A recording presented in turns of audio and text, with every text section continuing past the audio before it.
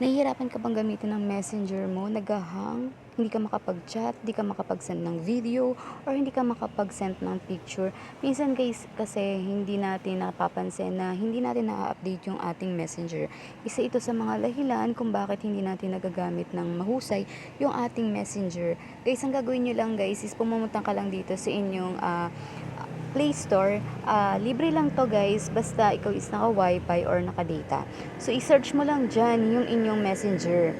Isa to sa dahilan kung bakit nag-hang yung inyong messenger is baka hindi naka-update yung inyong messenger or hindi kayo nakakatawag sa mga video call kasi nga hindi siya updated. Pero pag nakalagay guys is open, ibig sabihin updated yung inyong messenger at pwede mo na ulit yan magamit. Pero kapag hindi mo pa rin siya magamit kahit naka-update na or na-update nyo na siya, is pumunta ka ulit sa messenger nyo guys.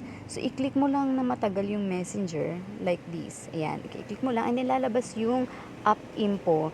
Pag kinlik mo yan guys, makikita mo yung phone storage or yung storage ng phone nyo.